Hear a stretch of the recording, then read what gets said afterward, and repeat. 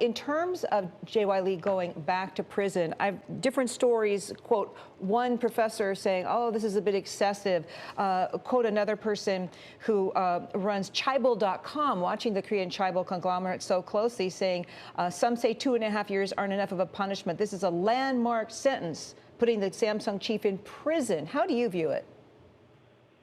Well, I think probably we have to look at from a balance because the President Park Geun-hye, the former President Park Geun-hye, is still in prison. And in the bribery case, there should be a giver and taker.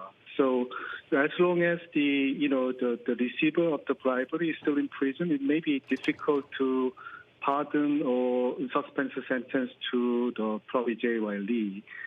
So it was somewhat expected, like a sentence, because the Supreme Court of Korea overturned the suspension of a sentence in 2019.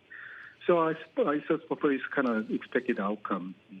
So should we view what's been happening with J.Y. Lee as sort of the decline towards the end of the corruption of the Chaebols, which of course did help build up Korea after World War II? They're given so much credit.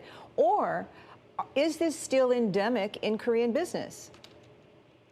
Well, there's always a pros and cons. Chaebol, the family business group, has been very much instrumental for the development of Korea. And, the government and provide the fund and the resources to the growth of the firm. And that actually made Korea what it is now.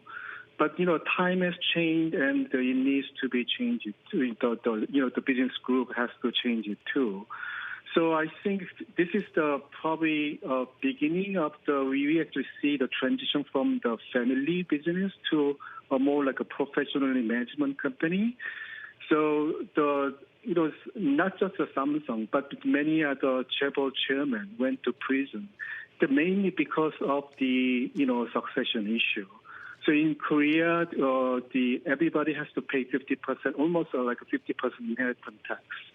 So if you pay 50% inheritance tax, it's very difficult to keep the business group intact.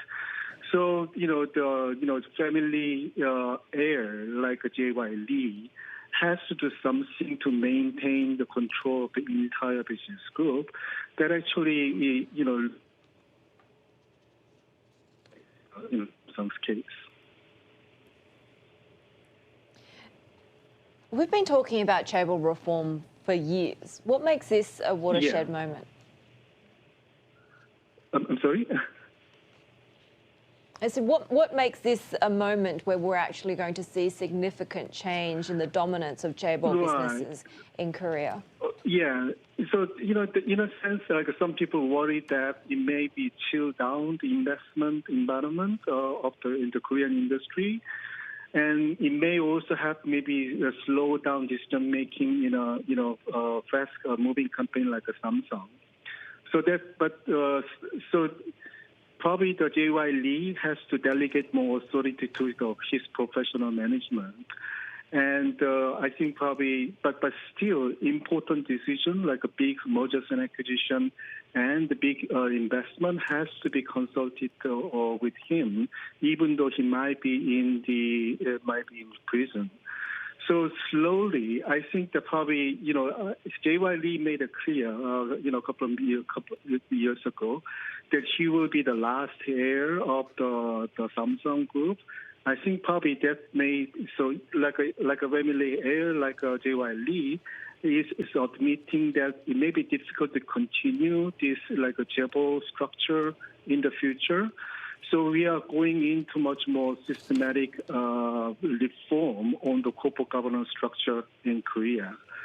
So in Korea, J.Y. Lee is or like a Chaebol like Chaebol head. The head of the Chaebol is known to be a group chairman or group CEO. But actually, that title doesn't exist. They're only an affiliate company, and each affiliate company has its board of directors and the CEO and board chairmanship. So CEO's job should be on the professional manager, and probably the family owner should be more like a board chairman of each of these individual company to monitor the performance of the professional manager. I think that that's the direction the Korea is taking now.